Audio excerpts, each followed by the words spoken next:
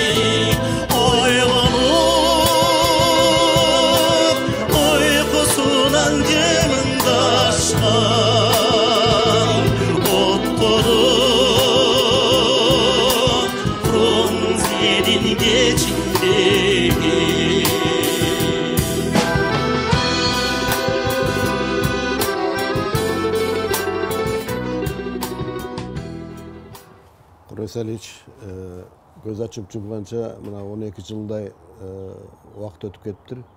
Ушул Белоруссияга келип жашап калышыңызга сиздин өзүңүздүн тандооңуз болду же кмш мамлекеттеринин президенттеринин ортосунда бир макулдук болгонбу? Ушунун айланасында айтсаңыз. 12 жыл чын эле бат өтүп кетти. Айтканга болбойт. Бирок азыр эстей турган болсом, көп нерсе уже унутулуп баратат. Ошого карабай мен тейитке келгенден кийин 8 апрелден ушу 9 күн тейитте болдук. Ошол мезгилде бир 2-3 күндөн кийин бекен неме звонить этип калды. Путин звонить этти. Путин звонить этип айтып калды. Kurbanbek Salihич, теги ак үйдүн астында болгон окуя боюнча сизди эч ким күнөөгө тарта албайт. Бирок эгерде регионалдык согуш чыгып кетсе, анда күнөөнүн баарын сиздин мойнуңузга жүктөп коюшат. Ошондуктан мен сизге кеңеш берет элем. Мамлекеттен чыгып кетиңиз деп. Өтөр, түндүк түштүк. Ошондуктан мен сизге кеңеш берет элем. Республикадан чыгып кетиш керек. Анан өзүм эгерде макул десеңиз бир регионду айтам кай жака чыгып кетишиңизди. Мен айттым, мен ойлонуп көрөйүн дедим. Ойлонуп көрөйүн деп. Андан кийин дагы 1-2 күн өттү окшойт. Андан кийин Лукашенко Александр Григорьевич звонить этип калды. Ал киши звонить этип, Курманбек биринчи эле ты комаров не боишься дейт. Чиркейден коркпойсуңбу дейт. Мен айттым, бул азилдеше турган абал эмес эле. Анан не деп атат экен деп. Да нет дедим, мен Россияда көп жыл жүргөм, Волганын боюнда окуганмын, иштегенмин. Волганын боюнда деле чиркейлер аябай көп, чоң болгондо чиркейлер десем. Анан айтып калды, как ты смотришь, если я тебе заберу дейт. Эгерде мен сени алып кетсем, кандай дейсиң? Мен биринчи сөзүм айттым, мындай деп айттым, мен дедим, рахмат сага, Александр Григорьевич дедим сизге. Бирок дедим, мен эгерде алып кете турган оюңуз болсо, аны көрүп менин аялым менен 2 баламды алып кетиңиз. Мен суранам. Себеп дегенде мага уже кабар келди, Бишкекте жакта баласы бар, кызы бар эле деп ушинтип мыйзам бузган азаматтар издеп жүргөн экен менин үй бүлөмдү. Мен айттым, ушул балам менен кызымды, аялымды алып кетсеңиз, мен ыраазы болот элем. Өзүңүздө эмес? Жок, өзүм айткан жокмун. Андан кийин дагы 1-2 күн өткөндөн кийин Нурсултан Абишевич менен да разговор болду телефондон. Ушундай чыгып кетиш керек. Сен эмне согуша турган оюң барбы деп. Мен айттым, согуша турган оюм жок.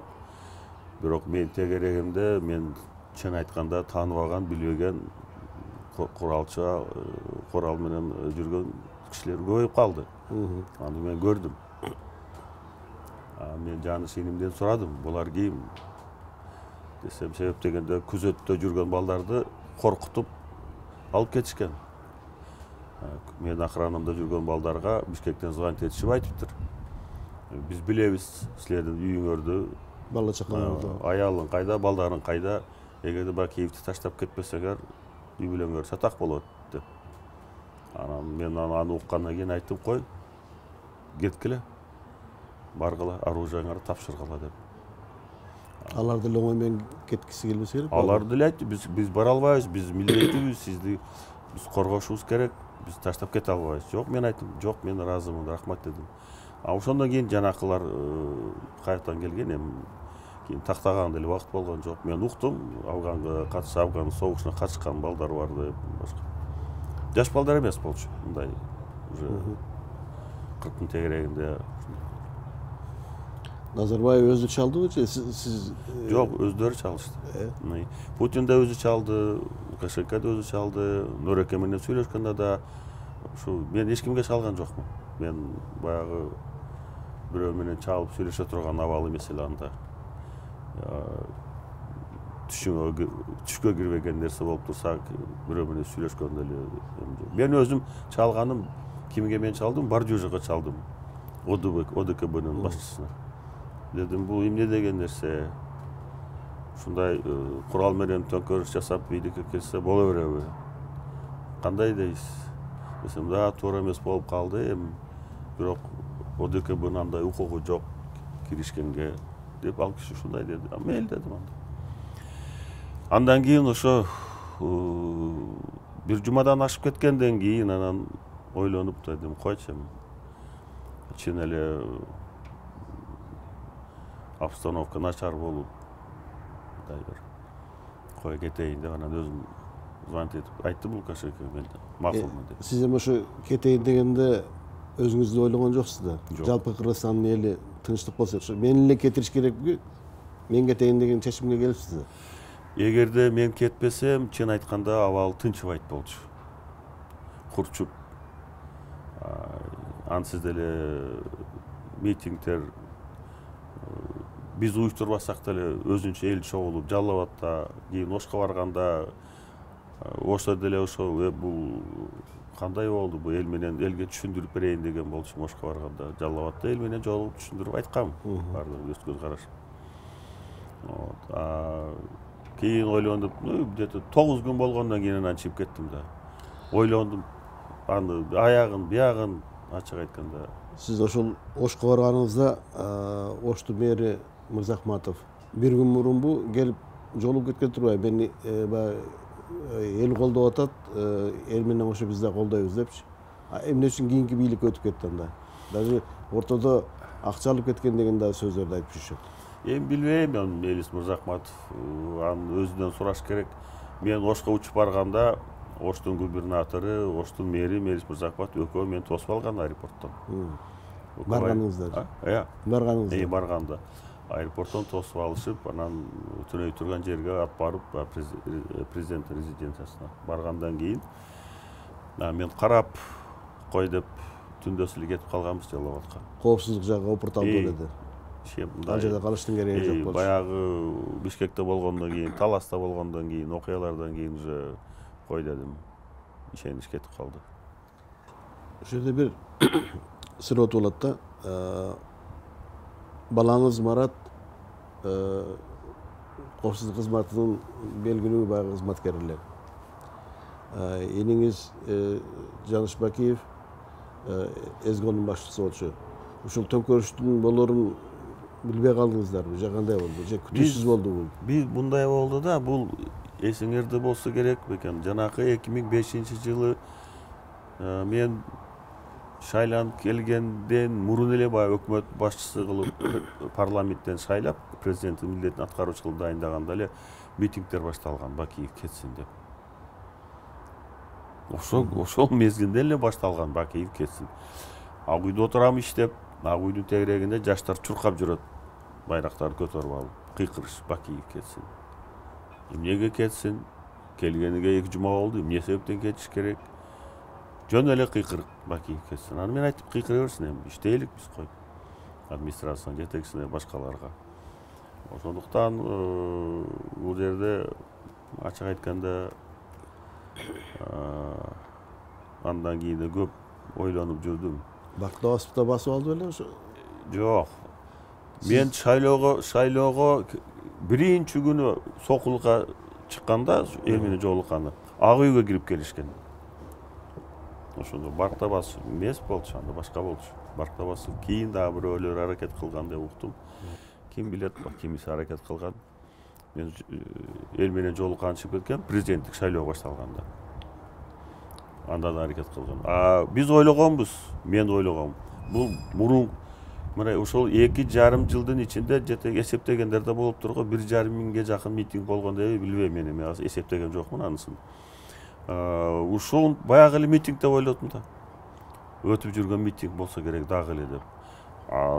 Таласта болгон окуяны мен 6-сында уккан жокмун. Мен 7-синде жумушка келгенде эртең менен мага айтышып атпайбы. Таласта ошондой обл администрацияны басып алышты. Губернаторду барымтага алышты. Раматылык ички иштер министрибиз Кангатиев Муса Кангатиевди уруп сабап, токмоктоп, чала өлүк кылып неме кылды деп. Аны мен 7-синде угуп атам. Ак үйгө келгенде, жумушка келгенде. Ошондуктан мен деле булар деле менимче ойлогондо жок. Себеп дегенде саясий мындай бир экономикалык жактан бир негиз жок эле мындайга барышка, мындай курал менен төңкөрүшкө барыш үчүн. Экономикалык жактан карап турган болсок, көрсөткүчтөр ошол 2010-жылы 1-кварталда Кыргызстандын эгемендүүлүгүнөн баштап эч мындай өсүү болгон жок. 15-16%га чейин болгон 1-квартал 2010-жылы. Элдин акчасы банктарда. Эми ал боюнча айта турган болсок сөз көп, китебимде жазылган булардын бардыгы. Биз ойлогонбуз кадимкидей эле жөнөкөй эле митинг деп. Анан жанакы кабинетти көздөй ок атылгандан кийин ошондо мен анан ойлодум, окуй бул уже башкача экен. Ошо токтоло кетсеңиз, баягы сиз отурган кабинетте ошол снайпердик ок тийгени жөнүндө да сөз болуп жүрөт да. Анда булар мамлекеттик төңкөрүш эмес, сизди жок кылууну эгерде мен ошол жерде булардын колуна тийгенимде, мен айыл жерден тирүү чыкпайт элем. Кангатиевге жасаган мамилени жок, мен тирүү чыкпайт болчумун ал жерде. Себеп дегенде мен терезеден карап турдум. Ошол көчөдө кыйкырып жүргөн куралдар менен атып аткандардын көпчүлүгү мындай орусча айтканда неадекватный, баягы өздөрүн көзөмөлдөй албай мындай кандайдыр бир мас дейсиңби, же бирдекелерди баягы наша-паша чегип алган дейсиңби, тартып алгандай да. Спирттин ичишкен. Эч бир мындай бир нормальный адам антпейт. Себеп дегенде алар атып атты, алар жака дагы ок чыгып атты ак үй жактан. Эми нормальный адам болсо, сени көздөй ок атып атса, сен каалайсыңбы, жок дегенде башыңды ийесиң да. Жата калбасаң деле. Кийин көрсөтүштү го, көкүрөктөрүн ачып мына ат эле ат деп кыйкырып жүргөн. Жамгыр жаабаса. Эми алардын арасында мен кийин уктум. Тиги неме Мамакеев аксакал деле айткан экен. Бара жарадар болуп түшкөндөр. Даяр келди. Жарадар болуп түшкөндөргө биз баягы обезболивающий наркоз берилсе каткырып күлүп жатат дейт. Каткырып күлүп, буга кереги жок дейт. Түшүнүксүз да. То есть балдар акыл эси кичине мындай бир ордунда эмес, башкача болгон. Эмесе акыл эси нормальный киши андайга барбайт. Ак үйдө ушул сиздин кабинетиңизди аткылагандан сизди башка кабинетке охранадагылар жылдырган турбайбы? Мени тиги эс алуучу комнатамда туалет бар ошол жака. Ошол туалет жака өткөндө ошондо зыр деп ок атылып, жанакы эшиктин үстүнөн штукатуркасын түшүп кетти. Ошондо тарых музей жактан аткан болобу? Ошол жактан болот. Ошол жактан болот. Анан жана Каңга тийип жөнүндө сөз болуп кетпедиби? Молдо Муса Каңга тийип жөнүндө. Орун басарларынан жөнөтүп министр Бишкекте калса окуя башкача болобу эле? Туура болот эле. Мен мисалы үчүн өзүм жеке Мусаны тияка баргын деп команда берген эмесмин. Мен кийин уктум, ал айтып атпадыбы мен руководство жөнөттү деп. Сабаган айт, Бакиев жөнөттү деп айт деп. Бычак сайып атканда. Бакиев жөнөттү. Ал жок, мен руководство жөнөттү деп айтып атты. Мен ага түздөн-түз андай буйрук берген эмесмин. Сен баргын таласка деп. Өзү негизинен мындай ситуация болгондо министрди министрди кызматы элеген адам борбордо болуш керек. Ал жакта орун басарын жөнөтсө да болмок. Эми ошону карасаңыз, мына согуш учурунда дагы Сталинграддын алдында фельдмаршал Паулюс 28 генерал менен колго түшкөндө дагы генералдарга кол көтөрүп мындай тийген да эмес да. Мындай жапайычылык кайдан келди бизге? Эми билбейм, кийин мага ушундай кабар келди бул жака. Таластыктар, аксакалдар дале айтышыптыр го. Эмнегедир ошол элдин арасында, жаштардын арасында, жанакы сабагандардын арасында мындай чоочун жергиликтүү балдарга окшобогон кебетеси жүргөн балдарды көрдүк дегендей сөз болгон да. Бул канчалык деңгээлде чындык билбейм, бирок мен ушундай сөздөрдү уктум ушул жакта жүрүп. Мына ушул бизде экономикалык жактан эмес, бизде саясий кризис болду да ошол кезде. Баягы сиз айткандай, ушул президент болуп шайлоодон өткөнүбүздөн баштап 2,5 жыл митингдер тынган жок, болду, тынчыган жок. Анан ошол митингтерден кийин жанагы сиз немеге кетпедиңизби? Ошко. Оштон ары айылыңызда болдуңуз. Эмне үчүн ушул айылыңызда болдуңуз да, мындай Ошто эмес, Жалал Абад эмесби? Же жерлештериңизге таяныч күч болуп бердиби? Айылыңызга кеткенде. Эми Жалал Абадта кайсы жерге барасың Жалал Абадта? Жалал Абадта президенттин резиденциясы жок. Ошто гана бар болчу. Жалал Абадта президенттин резиденциясы жок. Өзүм ошо туулуп өскөн айылда тиги бир туугандарым ошол жерде жашаган. Каныбек, Раматыл Жүсүпбектин үйү, тиги Абдулбасыт атабыз согуштун ветераны. Анан ошол жака бардым да, каяка барасың? Эмени мисалы Атамбаев президент болуп келгенден баштап сизди жамандап, ушу президенттик мөөнөтү бүткөнчө жамандап келди да. Кыргызстан тоноп кетти, уурдап кетти, миллиарддаган долларларды деген сөздөр ушулар менен да жашап калдык да. Анда өзүңүз деле уксаңыз керек. Анан мен укканыма караганда сиз жанагы балаңыздын айланасындагы ызычы болуп Лондондо сотко катышканыңызды бир айттыңыз эле. Ооба. Ошого бир токтоло кетсеңиз. Эми биз Лондондун сотуна кантип катышканбыз? Бишкекте Шон Дейли деген бир бизнесмен болгон экен, мен кийин сотко катышканда уктум. Ошол Шон Дейлиге покушение болгон экен. Ошол покушенияны ушу биз уюштурду деп мен балдарым менен анан Лондондун сотуна арыз түшөт. Анан мага кайрылды, сиз ушул сот процессине катышасызбы же баш тартасызбы деп. Мен айттым, катышам дедим. Бизди подозревать этип аткансың, кантип катышпайм? Видеоконференция аркылуу катышканбыз. Мен бул жерден, Максим Лондондон катышкан, Марат балам да келип. Соттун жыйынтыгы бата эле 3 саат, 4 саатка жетпей жыйынтык чыгарды суроо жооптордон кийин. Бизди толук актады. Жанакы арыз менен кайрылган кишини мен тааныбайт деле экенмин аны. Ага чоң айыппул салды, штраф акчалай. Анан соттун чечими ушундай бир неме жазган жыйынтыгында. Кыргызстандын прокуратурасы, башкы прокуратурасы ушул уголовный ишти тергөөгө мындай принципиалдуу караган жок. Кандайдыр бир тенденциозно, бир жактуу кылып карагансыңар деп өздөрүнүн жыйынтыгын жазган. Ушундай болгон. Анан ошол эле тажрыйбаны бизде деле колдонсо болот эле да. Мисалы берилүүчү суроолордун баарын берип, онлайн түрүндө сиз менен ошол баягы прокуратура, сот бу кайсы тараптагылар берген суроолорго баягы жооп бербей калып, бул убакка чейин сизди күнөөкөр деп эле айта бербей, чындыгын баягы элге билгизген үчүн эмне каалап айтышат баягы адамдар? Кыргызча айтканда оозуңа май бекен. Мен ушул жака келгенден бери айтып жүрөм. Мен кандай кааласаңар любой эл аралык сотко катышканга даярмын. Өзүмдү акташ үчүн. Себеп дегенде мага карата чыгарган чечимдерди мен даже көргөн жокмун. Мага бир бемиси баары билет мен каерде жашап атканымды. Белоруссия, город Минск, резиденцияда жашап атам. Келип бир суроо берип койбойбу жок дегенде.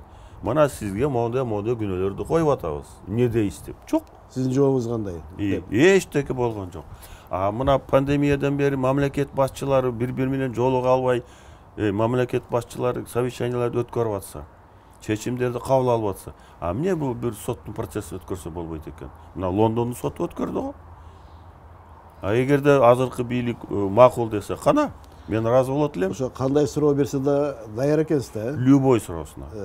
Эгер тергөөчүлөр бул жака келип келсин. Келсин, мен өзүм тосуп алайын ошо келе турган адамдарды. Мен көп жыл мурун баягы биринчи келип интервью алганда, мен баргандан кийин баягы гезитке интервью чыккандан кийин сиздин мурунку премьер-министриңиз өзүңүз тарбиялап өстүргөн Азим Исабеков жолукту эле да. Курманселичке бараарыңды билгенде мен да бир эки суроо коштуруп коймок экем деди да. Анан кандай суроо эле десем айтып атпайбы? Суроо момундай эле дейт. Мени Курманселич чакырды дейт. Чакырып премьер-министр болуп турган кезинде дейт. Оппозиция иштетпей койду. Оппозициянын талабы ушу премьерликти алабыз деди. Анан мен азыр десе да арызымды жазып берем, бирок ким келерин билип алайынчы Курманселич деп сизге айткан турбайбы? Турган, болгон иш. Анан сиз атанбайбы деген экенсиз. Анан Азим Исабеков айтты да, Курманселич, бул алмазды мен бала кезинен билем, премьер-министр болгондон кийин сиздин ордуңузду тартып алганга аракет кылат деп. Ушундай болду беле? Ошого айтып берсеңиз.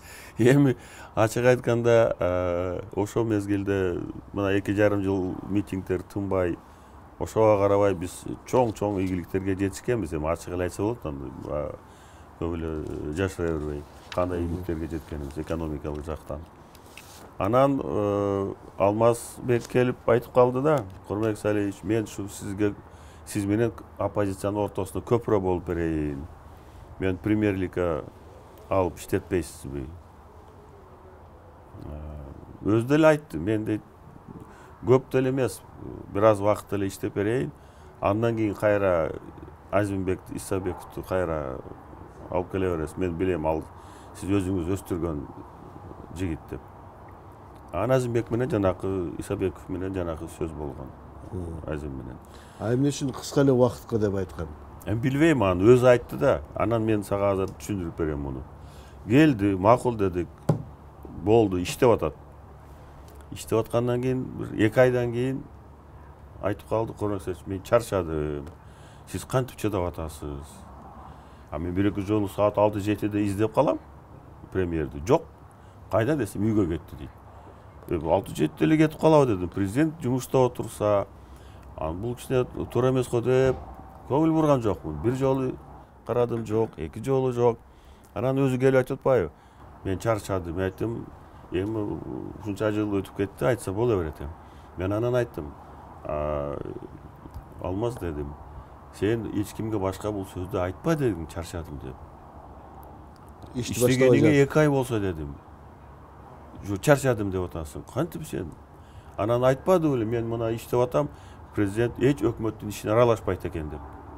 Алмаздын сөзү. Мен айттым, мына сен премьер-министрсиң, өз милдетиңди аткар, өзүң кабыл алып турган чечимдерди ал, чечим кабыл ал. Эгерде мен менен кеңеше турган кеңешкин келсе, кел деди мага. Жок, өзүбүз чечебиз десек, өзүңөр чече бергиле. Мен эч силердин полномочияңарга киришпейм деген. Ушундай разговор болгон. Кызматтан кетиргенде да орден берип кетирбедиңизби? Ооба.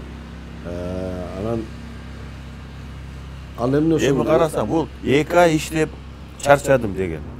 Мен где-то муну бир 5-6 ай иштеттим окшойт. Коем уят. Жакында эле келдим. Дагы иштеп бер Алмазбек деп өзүм соранып алып калгам муну.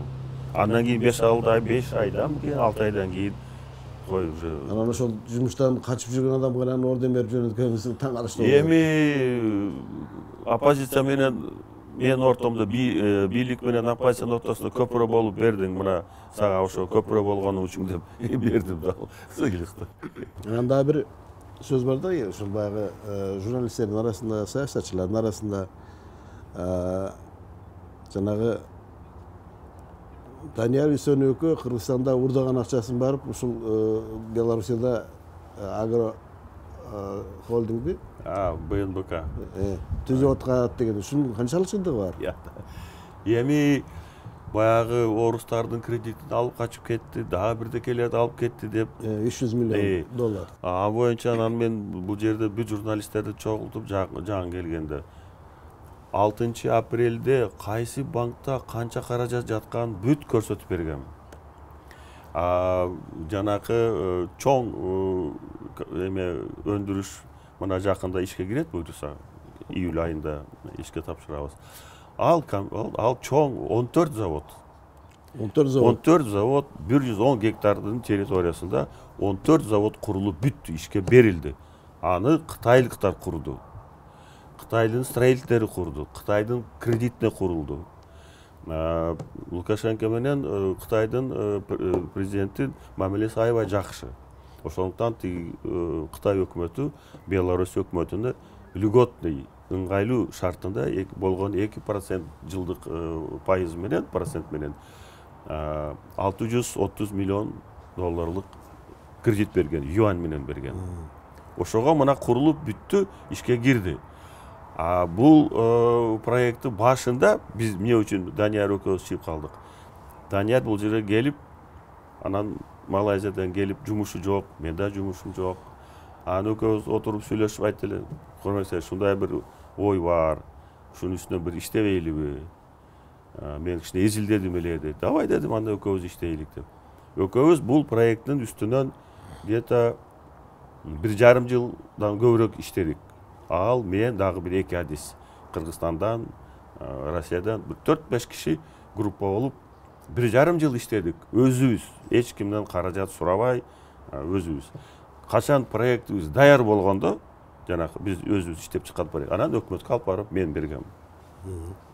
Тиги мына көргүлө могу проект кандай дейсиңер деп. Алар аны изучать эткенден кийин жакшы проект экен. Анан өкмөт изилдей баштады. Булар где-то бир 6 ай изилдеди окшойт. Текшериш керек да бар. Ошентип жалпысынан где-то бир 2 жылга жакын кетти. Анан эки өкмөт токтом кабыл алды. Тиги Кытайдын өкмөтү каражат бөлүп берди. Булар айтты, биз ушу каражатыңарды моунча мезгилде кайтарып беребиз деп, келишим негизинде бүттү, иштеп атат. Ал деген анча акча кайда? Кудай сактасын энени. Биз эгерде Кыргызстандан акча алып кетмек турмак, өзүбүздү, жаныбызды араң сактап чыгып кеттик го. Анан каза болду деген чет мамлекетте каза болду деген Данияр Үсөнов эмне бул фамилиясын алмаштырганга эме болду? Эми аны өзүнөн сураш керек. Бирок мен деле айттым, Данияр сен дедим, мен дедим сен атаңды тааныган кишимин. Атасын билчү элем мен Жалал Абадта иштеп жүргөндө. Даниярдын. Мен айттым, эмне дедим.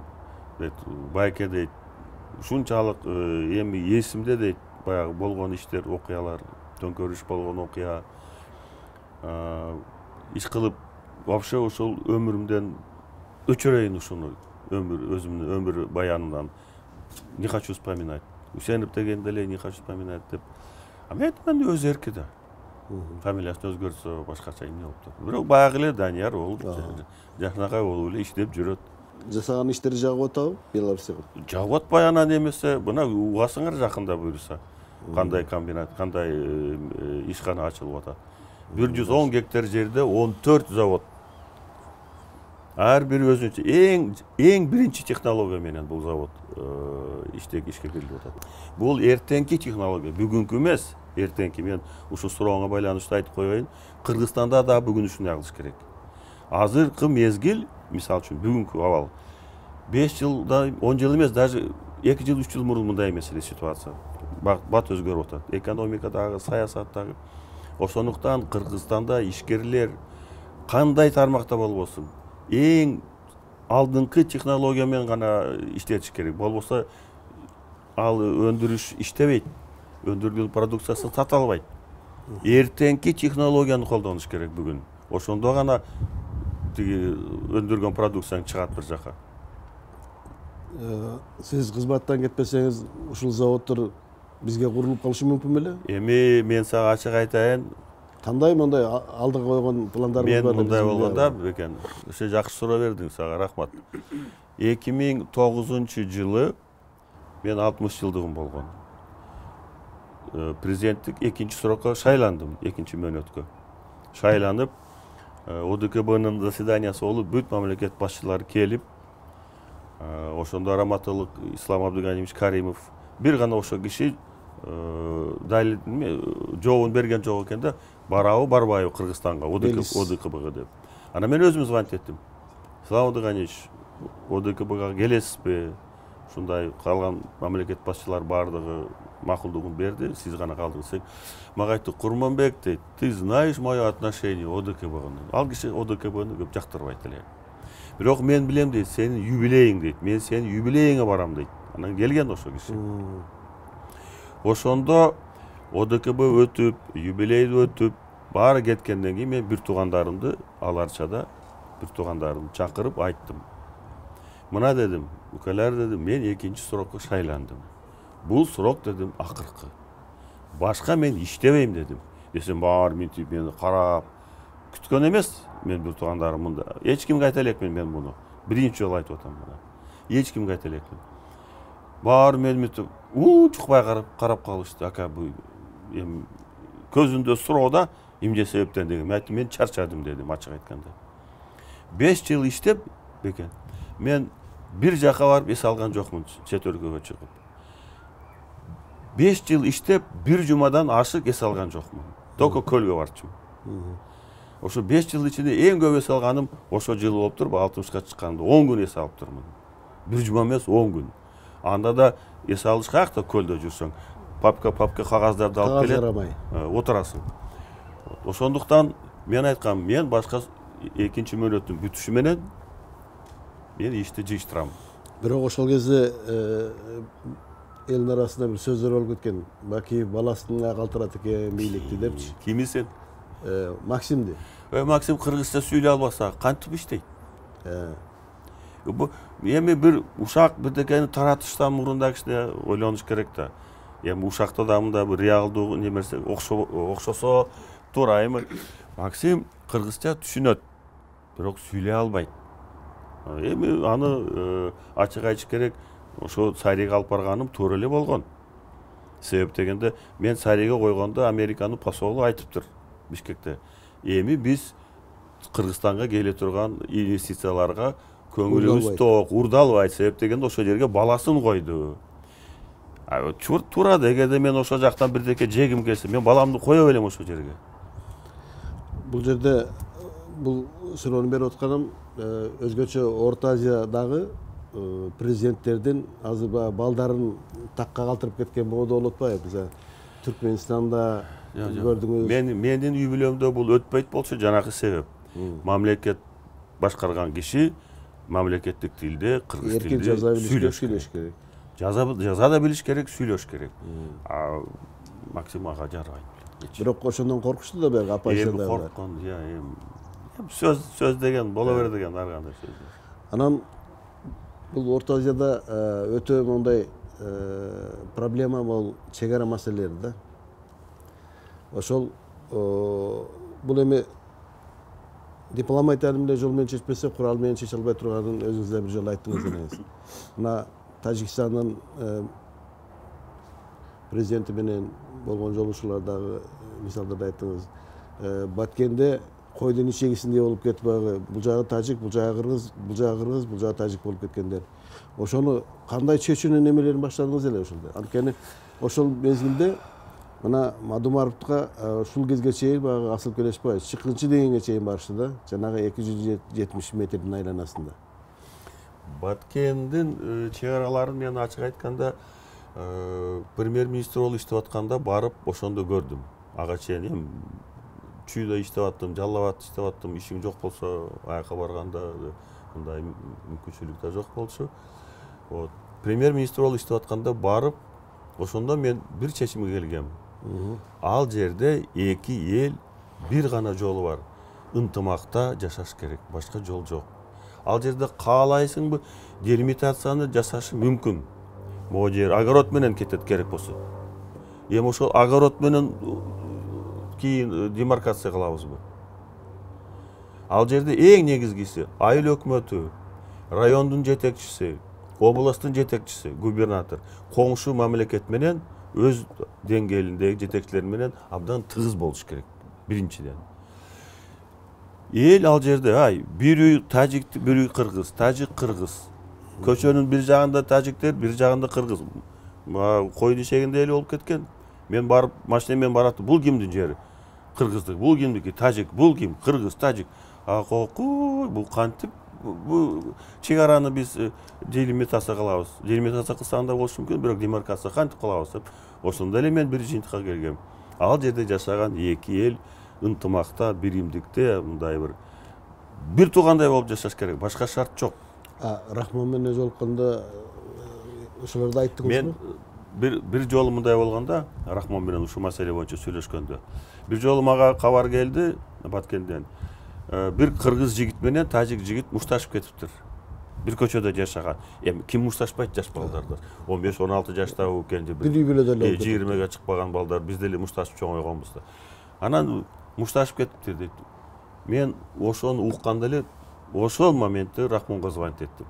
Рахмон дедим, мондой окуя болуптур. Уктуңбу десем, уктум деди. Деди, давай деди мындай кылалык, мындан кийин ушундай окуя кайталанбасын башка. Мен дедим, өзүм жактагылар менен сүйлөшөйүн. Ошо жергиликтүү эл менен, жетекчилер менен мындайга шарт түзбөйлүк. Сен өзүңдүкүлөр менен сүйлөш. Эгерде дедим чек-арада ушундай жөнөкөй эле мушташ чоң курал сурагыл жок, жөнөкөй эле мушташ баягы үй бүлөдө урушкандай ошол замент токтотуш керек. Ошол замент басыш керек. Макулсуңбу десе, макулмун деди. Бүттү. Бир жолу курал атылмак, турмак, уруш болгон жок. Мушташ болгон жок.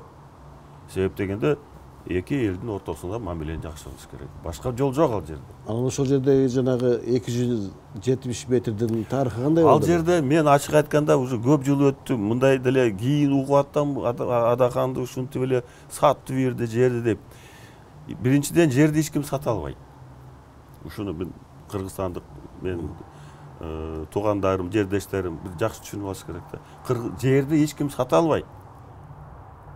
Буга вообще мыйзам жол бербейт. Жерди бир жака талаш жер, баягындай талаш жерди деле чечиш үчүн өтө кыйын чоң маселе бул.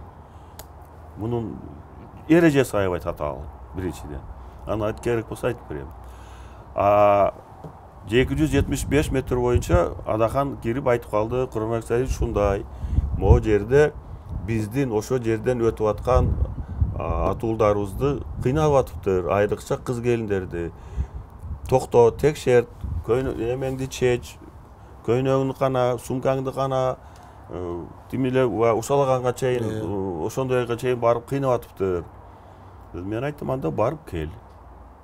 Барып, ошо жерде эл менен сүйлөш, жергиликтүү эл менен. Биз тарап менен да, тиги тарап менен да сүйлөш. Кандай ыңгайлуу болсо, ошол маселени чечишке аракет кыл дедим. Тапшырма бердиңиз.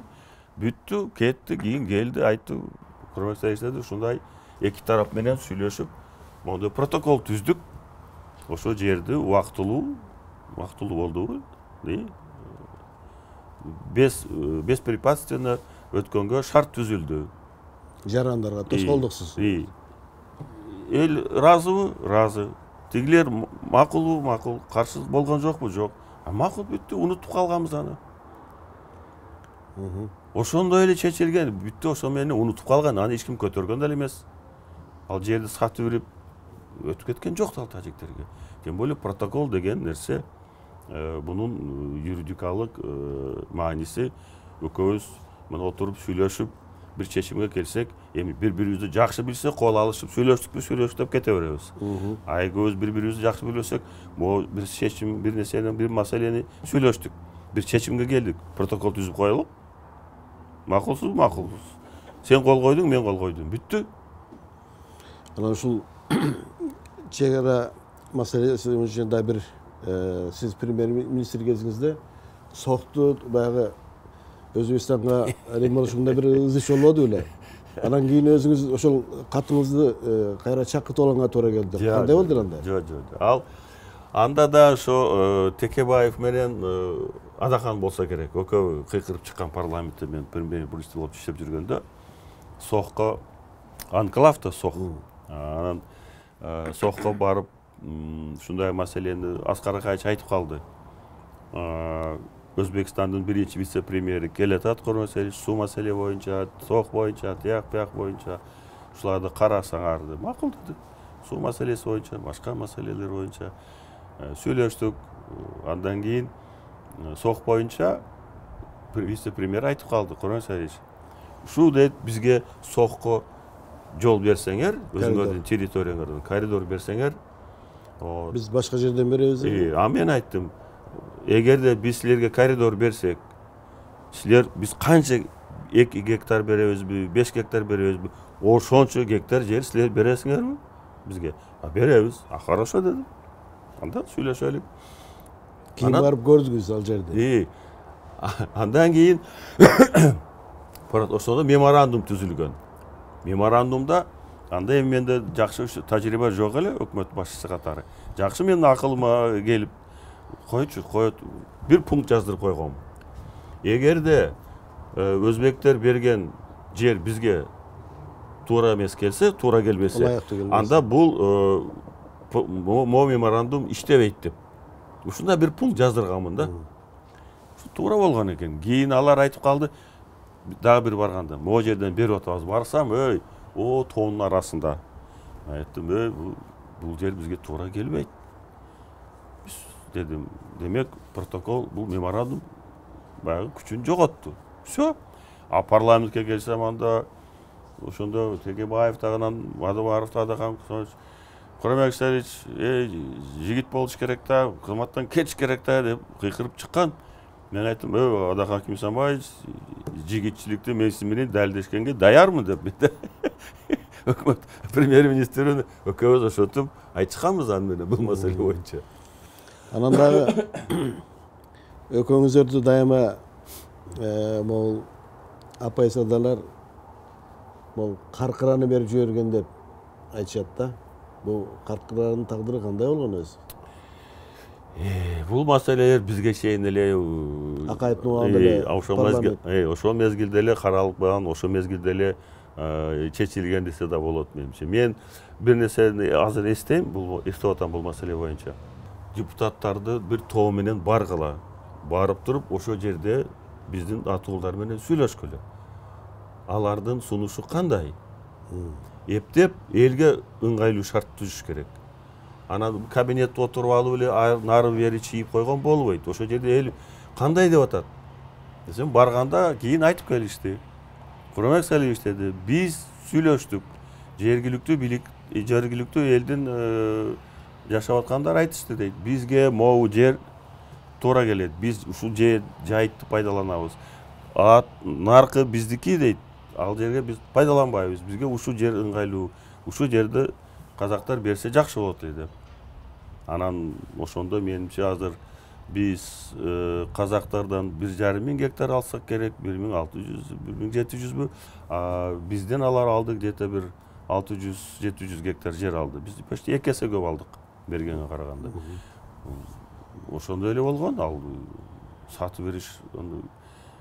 Эми азыркылар баары эле жакшы билет го, чек ара маселелерди, талаш жерлерди кандай жолу менен чечилиши. Бул мындайда дүйнөлүк практикада эгерде ушундай бир талаш жерлер болгон болсо, эч качан бир тарап кетпейт, бир тарап чечилбейт.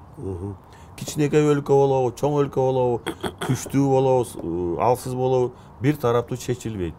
Сөзсүз бир жак өзүнүн территориясында, мисалы үчүн дүйнөлүк практикада ошондой. Эгерде мына 2 участка болсо, могу жер биздикиби, биз буларга айтабыз. Могу жердин 70% силер аркылуу биздин жерден, биз 30% силер бергиле. А силердин жериңерден тескерисинче 70-30 ушинтип чечилет. Ушундай жолу бар. А бири-бирин эгерде баягы мындай бир тарап жок десе бүттү. Эч качан чечилбейт. Тийбеш керек анда. Жана сөзүнүн башында неме жөнүндө айтып кеттик элек. Жанагы Ала Тоо аянтында каза болгон балдардын ок ай тараптан эмес, көпчүлүгү артынан тийген боюнча. Мен уктум. Рыспек Өмүрзаковдун китебинде да жүрөт, башка мындай катышкандардын арасында да сөздөр бар. Ушул сизди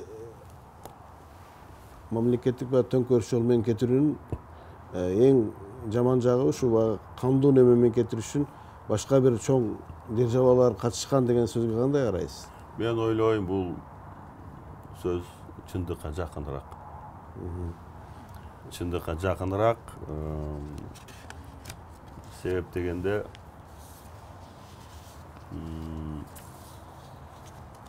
эгерде мына 2,5 жыл митингдер болуп, бир да митингде биз күч колдонгон жокпуз.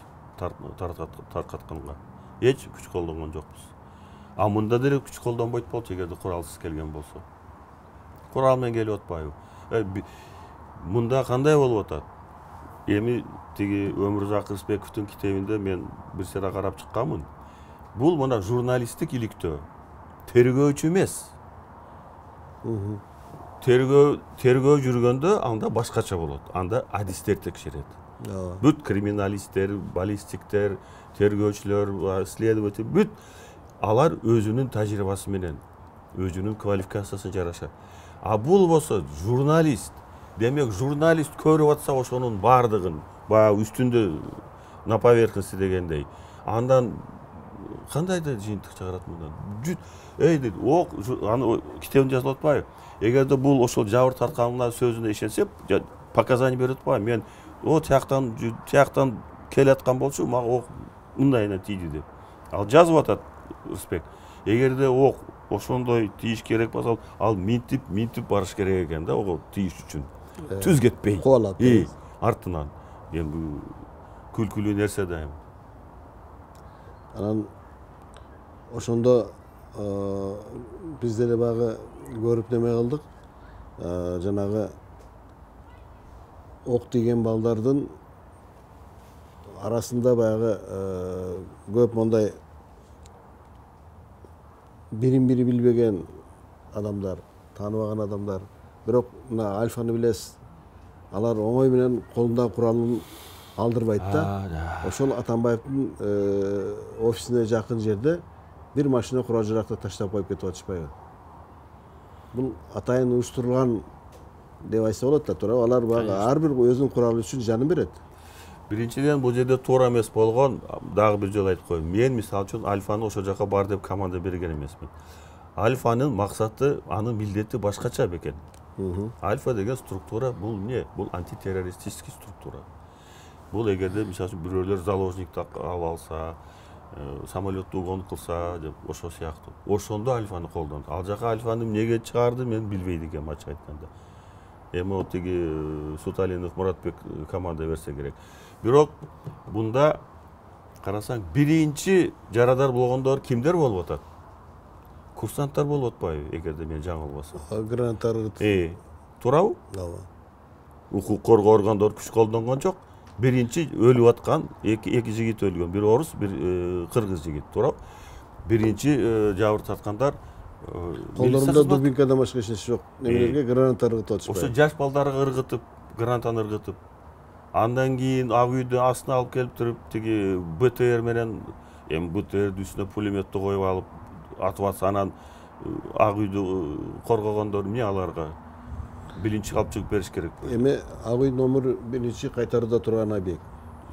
Жан баары билет да. Мына демократиянын атасы деген Америкага конгресске кол салды эмне? Атып салды. Аял кишини. Куралы жок. Американы согушка катышкан экен ошол аял, каза болгон аял. Американын коргоп согушка катышкан аял куралы жок кирип барып атса, атып салып атпайбы. Анан ушул жерде да бир суроо туулат да. Ак үйдү кайтаруда турган Ак үйдү кайтаргандарга кол салып, ал эми Атамбаев өзүнүн үйүнө барганда өзүнө киргенге болбойт деп бийликтин өкүлдөрү. Күнүнө акча төлөтүп, баягы үйүн корготуп атат. Уктум аны да. Ушундай да. Уктум. Анан жанагы каза болгон балдардын арасында бомуждар жүрөт. Анан кийин жанагы арматура менен чабылгандар дейт. Бул криминалдык разборкада өлгөн адамдар. Анан арасында кийин мен бир тизмесин окудум бир жер интернеттен. Соттолгондор канча экен арасында? Көп экен. Анан ошол эле учурда Байболовдун айткан бир сөзү бар. Бакиев Ак үйдөн чыгып кеткенде Ала Тоо аянтында 16 адам өлдү эле, калганын кайдан тапкансың депчи. Билбейт экенмин. Ошондо сокулуктан баштап токмокко чейинки моргто өлгөндөрдүн баарын алып барып ошого тыккан дейт да. Эми аны мен кийин уктум. Баягы сизди жек көрүндү кылыш үчүн мына баягы Атамбаевдин оозунан түшпөйт эле бул Бакиев камкор деген немеге жеткириш үчүн ошондой моргтон моргко 10 жыл, эми 10 жыл. Мына карабайсыңбы Бекен? Рахмат сен ушу келип ушуларды бир тактап кетейин дегениңе. Ошо мезгилдеги 10 жашар, 11 жашар балдар, жаштар азыр 21де. Эгер 12 жыл болсо уже 22де, 23 жыл болот. Ошо жаш балдарды мына 10 жылдан бери мээсине куюп бүттү. Отунбаева менен Атамбаевдин экөөнүн бийлиги айрыкча. Атты, өлтүрдү, атып кетти, буйрукту берди, анда мына деп. Мен да кийин тиги түшкө келгенде Жанычтан сурадым, Жаныч, ушунча адам каза болуптур. Ушу баарын ушу тиги СГОнун балдары аттыбы, же Ак үйдү коргогондор. Эм спецназ бар болчу, тиги коргоо министрлигинин спецназы бар эле. Жок байке ака дейт. Бизде команда болгон дейт. Курал колдоносуңар. Кимдин колунда курал болуп уже тиги атака баштаганда ошолго гана курал колдонгон. Болгондо да бутуна аткыла дегенбиз дейт. На поражение башына тияк бияк ат деген команда берген эмесмин деп Жаныч айткан. Анан мына ошол Ак үйгө кол салдырып, ошолордун башында турган Атамбаев өзүнүн үйүн коргогону мыйзамдуу дейт дагы. Анан ошол багы тиги полковник Ниязбековпу аны өзү аттым деп ошол баягы өзүн кайтарган жигиттердин, мурун кайтарган жигиттерди өлтүрүп атат. Эми Кудай мына турат үстүбүздө баарын өзүнүн ордуна койгон убакыт Бекен.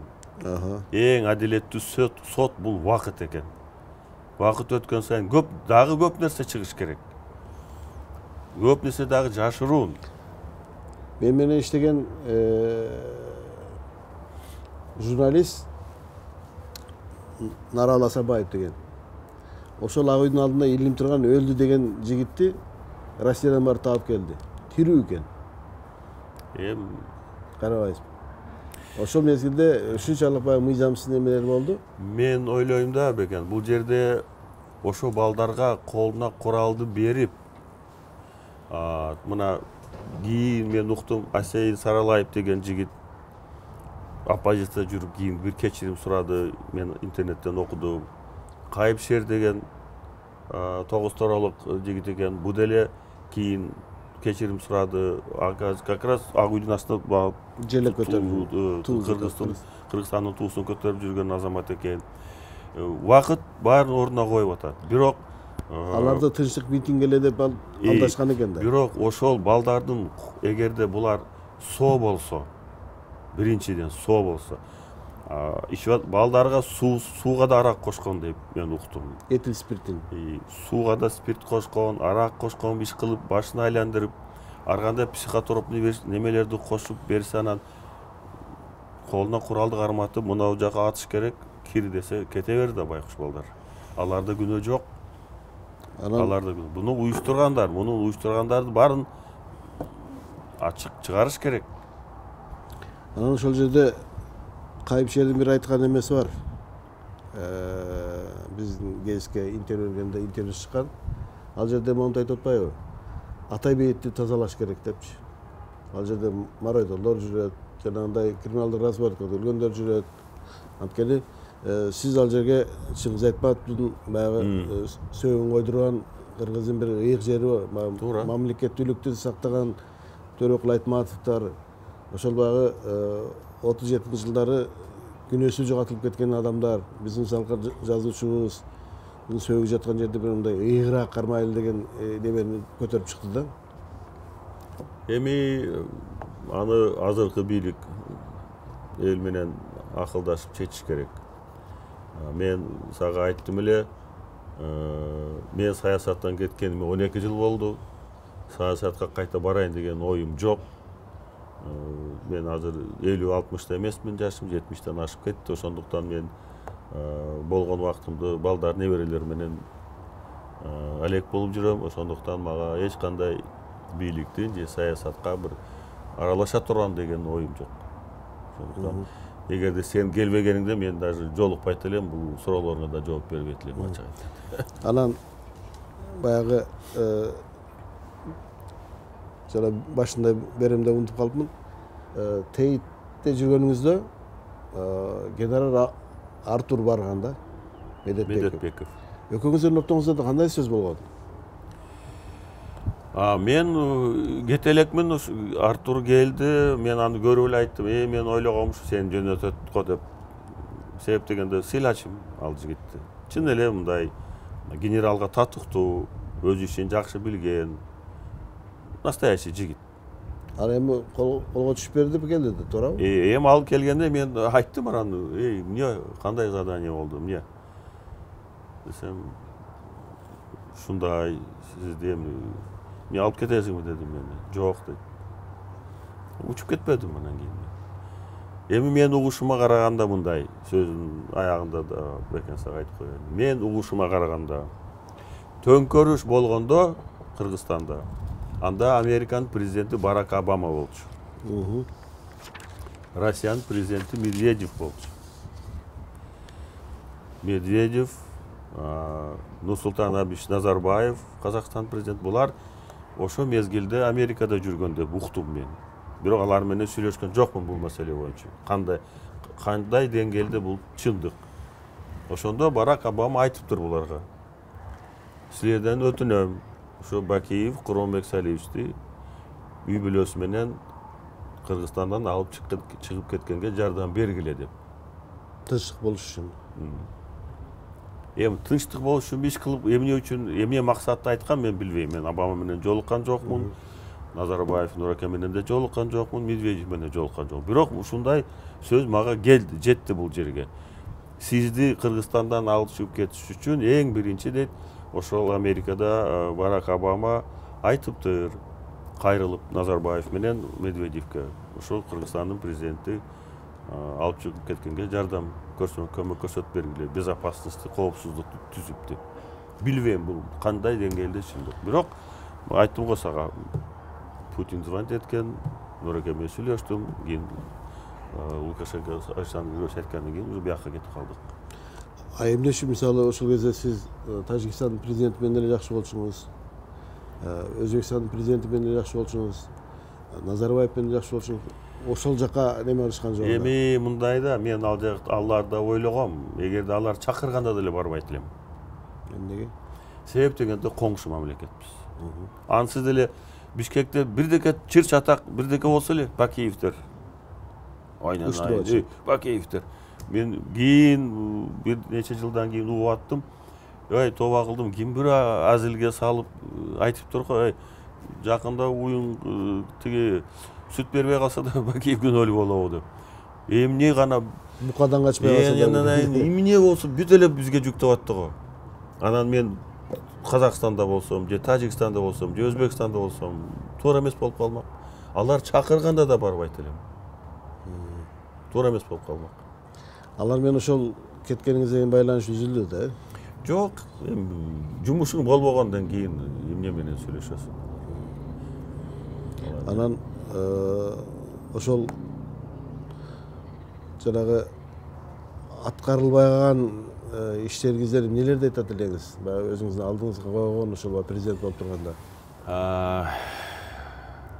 Көп иштер болчу. Мен баягы сөзүн башында айтпадым беле? Экинчи сурак акыркы болчу. Мисалы үчүн, мына Камбар ата 1-ди. Камбар ата 2-ни практически бүтүрүп коюп, анан кеттик да биз. Камбар ата 1-ге да мен Медведев менен сүйлөшкөндө, ал президент экөөбүз сүйлөшкөндө айтканбыз. Ушу Камбар ата 1-ди бүтүрөлүк. Абдан жакшы иш болмок да Кыргызстан үчүн. Анын бардык сөз көп, эгерде плюстарын айта берсе. Бирок биз кандай неме боло алабыз? Эң негизгиси кандай шартта сүйлөшкөнбүз биз. Биринчиден, ал жака кете турган инвестициянын көлөмү 1,7 миллиард доллар. 3,5-4 эмес, 1,7 миллиард доллар менен бүтө турган проект бул. Экинчиси, Медведев суратпайбы менде. Акчаны биз берсек, анда дейт контрольный пакет бизде болуш керек. 51% биздики болсун, 49 Кыргызстандыкы болсун. Мен айттым, жок, болбойт дедим. Эмне макул болчусуз? Мен айттым, жер биздики, суу биздики. Ошондуктан 50-50 болсун дедим. То есть үлүшүбүз пополам. Бирок акча силердики, суу биздики болуп атпайбы, жер биздики. Десем, анан көндүргөм мен ал кишини. Макул деген. Берген акчасын канча жылда актайт эле? Эгерде ошол келишим менен барганда, анда тариф дагы башкача болмок. Мындай азыр бул проекттин эгерде булар көлөмүн көбөйтүп алса, инвестиция абдан чоң кылып алса, себестоимость энергияныкы бийик болуп калат, чоң болуп калат, өздүк наркы. Демек, баасы өсүш керек. Баасы өскөндөн кийин анын кайра Кыргызстанга өтүшү күмөн. Эгерде мен уктум, тиги Атамбаевдин мезгилинде булар сүйлөшүптүр. 70% Россияга, 30% Кыргызстанга деп. Туура эмес да бул. Суунун башында тургандан кийин экинчи кумтөр болуп калды. Бул таптакыр туура эмес нерсе бул. Ошондуктан мына тиги Бишкек ТЭЦ, Датка кеминди кийин биз кеткенден кийин бааларын экиседен көп көтөрүп алышып, анын себеп деген сиздин убагыңызда түзүлгөн беле ошолордун баары? Ооба, анын баардыгы тиги Кытайга барганда Царинин адистери барып, Максим менен барып сүйлөшүп келген да буларды баардыгын. Жанагы түндүк түштүк жолучу? Ал боюнча сөз көп болгон, бирок ага киреше элекпиз. Биз жетишпей калдык. Темир жол боюнча мен 100% колдош элем. Темир жол бул керек. Кытай, Кыргызстан, Өзбекстан темир жолу. Кандай пайдасы бар Кыргызстанга? Эми темир жол биздин территориядан эмес, ушу темир жолун эки жагы тең. Транспорт деген бул өзүнчө бул чоң каражаттын булагы. Транспорт өткөн сайын, ар бир өткөн транспорттун эсебинен абдан чоң каражат түшөт. Анан логистический немелер өзгөрөт. Ошол темир жолдун айланасы тиягында, биягында эл жашай турган шарт түзүлөт, населенный пункттар болот, кичинекей шаарчалар түзүлүшү мүмкүн, жумушчу орундар болот. Кептин баары ушундай болуп атпайбы? Экономиканын өсүшү үчүн эмне керек? Жумушчу орундар керек. Татыктуу, жакшы жумушчу орундар керек. Налогторду кичине түшүрүп, мен кийин угуп калдым биз кеткенден кийин. Мына Бакиевдин мезгилинде таможня мынча акча чогултчу эле. Эми азыр кеткенден кийин андан көп чогултуп атабыз. Анын себеби эмнеден болду? Бир сурап койгон киши жок. Себеп дегенде таможенный пошлина булар көбөйтүп ийбеди 3 эсе. 3 эсе көбөйттү. 3 эсе көбөйткөндөн кийин демек кирешеси да 3 эсе көбөйүш керек да. Андай болгон жок да. Эми сөз көп экономика жактан. Ооба. Анан эми сиз бир жолу отурганда айттыңыз эле баягы түшүмө ушул Кыргызстандын тоолору көбөйрөт деп. бул сагынычтан болгон нерсе эмеспи? Мен азыркыга чейин түштөрүмдө тоолор түшүмө кирет. Кышындасы, жайкысы мезгилдеги жайлоолор түшүмө кирет. Кыргызча эртең менен туруп спорт менен заниматься эткенде дайым кыргызча кассеталарым бар, коюп коем. Угам. Анан сиз өзүңүз да ырдайт элеңиз, ошол сагынычка болгон эмени ыр менен да жазасызбы? Кандай? Болот. Иә. Анда-санда болот. Анткени сиздин дагы мен мурунда бир суроо бердим эле, ушул баягы Фрунзенин Кечтер ай деген ырдаганыңызды бүт ушул көпчүлүк жаштар баягы көчүрүп алыптыр немелердечи. Көрсө жакшы ырдайт экен депчи. Жок, каякта эми анча-мунча бар, баягы орусча айтканда медведь на ухо не наступил, но анча-мунча түшүнүк бар да. Ыр деген эми бул көңүлүңдү ачат. Көңүлүңүздү ачып бир мына маегибиздин аягында бир ошо жакшы көргөн ырларыңызда бир ырдап берип койбойсузбу? Жакшы болот да, сагынычты тарат дегендей. Бекен эми сен ырдап бер деп мен юбилейиме карата классташтарым бир кино тартты эле. Ошондо Фрунзенин Кечтери деген анда дагы тартып аткан киши капыстан эле суроо берип калды. Ырдап бербейсизби? Анан азырбы десем, ооба дейт. Сен да ошентип атасың, ошо. Жөн сиздин ырдаганыңыз эми Беларусияда ырдай бербей, эми эл дагы үнүңүздү уксын, Кыргызстанда кантип атам да. Дагы бир ырым бар. Бул ырдын сөзү мен Орто Азияда мектепти бүткөм. 1 жыл 10 класста кыргызча окугам. Ошондо мен менен окуган классташтарымдан кыздардын бири ушул ырдын сөзүн мага берген да. Жазып берген. Куйбышта жүрөсүң, окуп жүрү деп. Аякта анда ырдабай эле бат-бат келип турчу элем. Анан ошол сөздү бир обонго салыштырып көрөлү экенмин, мейли анда. Өзгөндүн калын багынан өзгөчө сени сагынам. Өзүмдөн башка бирөөгө күлүп бир койсоң тарынам. Өзүмдөн башка бирөөгө күлүп бир койсоң тарынам. Көзүң бир кара дүрбүдөй, көргөн бир адам сүйгүдөй. Шакегим болуп калбапсың, колума тагып жүргүдөй. Шакегим болуп калбапсың, колума тагып жүргүдөй. Кызыл ат минсем оттобойт, кыяга бутум токтобойт. Кыргыздан көрдүм көп сулуу, кыялы сага окшобойт. Кыргыздан көрдүм көп сулуу, кыялы сага окшобойт. Болду го. Эми Беларусь сизге экинчи үйлөөңүздөй болуп калды да. Анан ушу Белоруссиянын эли, анын президенти жөнүндө бир жылуу пикирлериңиз болсо айтып койсоңуз. Мына 12 жылдан бери жашап, бир жыл эмес бул, 2 жыл эмес. Беларусьтун эли боюнча айта турган болсом, абдан жөнөкөй, эмгекчил, меймандостук жакшы көрөт, билимдүү, анан абдан маданияттуу эл экен. Көпчүлүгү. Үйрөнөтөн жактары көп экен. Көпчүлүгү. Анан булар абдан мындай скромный да. Баягындай турмуштан да сарамжалдуу. Мындай чачып нары бери неме кылышпайт. Абдан тазалыкты жакшы көрүшөт. Мына көрсөңөр керек. Бир жерден бир кагаз жаткан мусор көрбөйсүз. Президенти Лукашенко Александр Григорьевич боюнча айта турган болсом, мен ушу жашка келип ушундай дос тапканыма мен Аллага ыраазымын. Бул киши мага мына өткөндө орден дружбы народов деп ордендин эң даражалуу ордендердин бирин берди. Жаңы келгенде шарт түзүп берди жашаганга, үй бүлө менен. Бардык жактан. Балдарым болсо эми күчү балам Данияр садикте болчу.